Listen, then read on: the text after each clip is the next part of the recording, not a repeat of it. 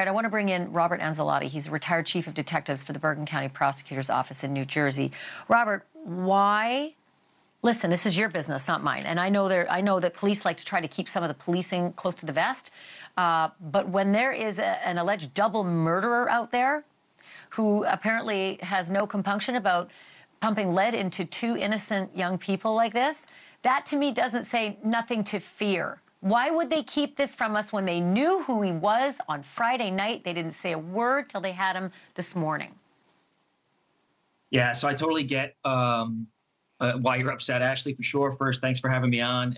And second, I want to agree with Caitlin on the devastation for not just Samuel's family and Samuel's mom.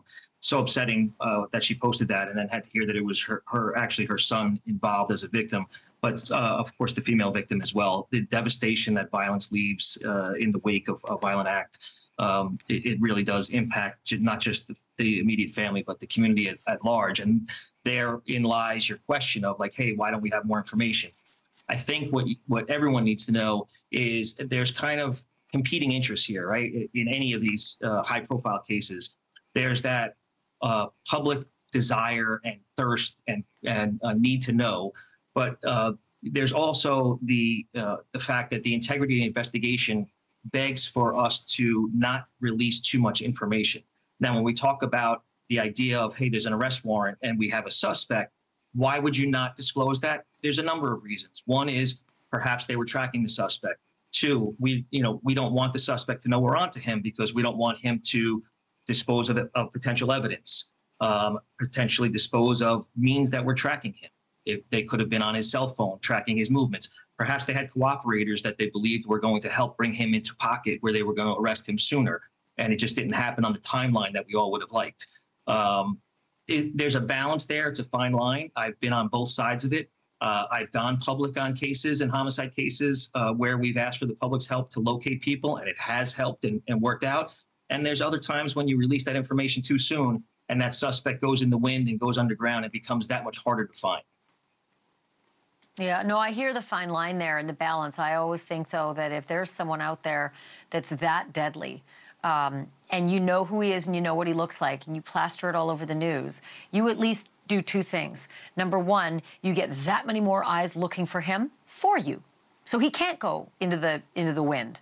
And you also get people looking with their head on the swivel to protect themselves. And that's the bigger issue, is that people were in danger with that man allegedly wandering. I do want to ask you, just because this is your business, you know the set of facts that I know. They're pretty thin, but I know that you probably have some working theories just because you've been at this rodeo. What are they?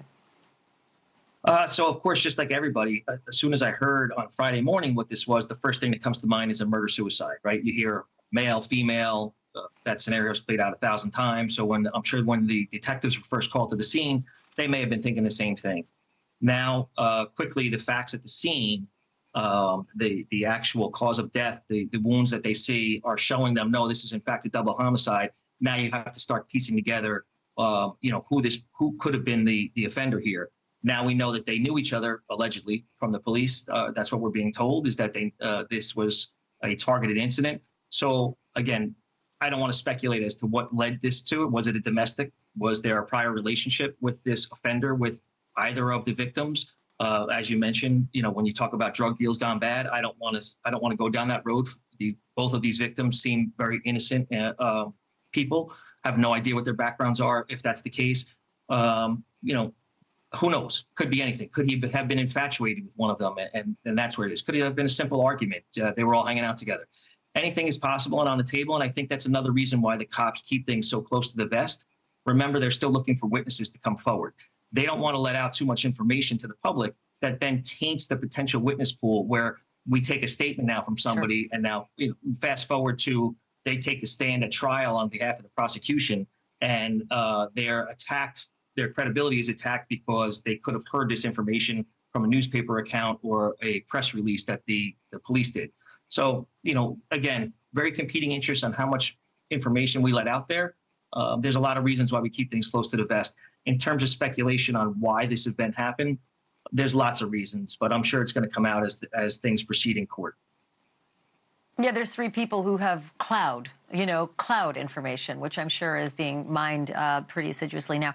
I've got only 10 seconds left, but I do want to ask you, first-degree murder charges, that doesn't get any more serious than that. They've got to have some kind of evidence left behind at the scene that's definitive, that there was maybe lying in wait, something that was premeditated. What do you think it is? And again, I only have a couple seconds left.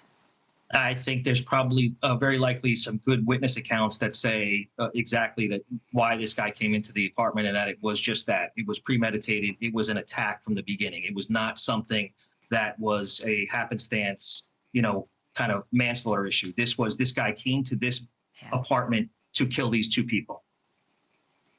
Might have been hiding and visibly hiding on camera, too. So we'll just wait. Hopefully we'll get more information on this. In the meantime, Robert Anzilotti, just super invaluable information. Thanks so much. Appreciate it. Thank you for watching. Go to newsnationnow.com to find NewsNation on your television provider. And don't forget to click the red subscribe button below to get more of NewsNation's fact-driven, unbiased coverage.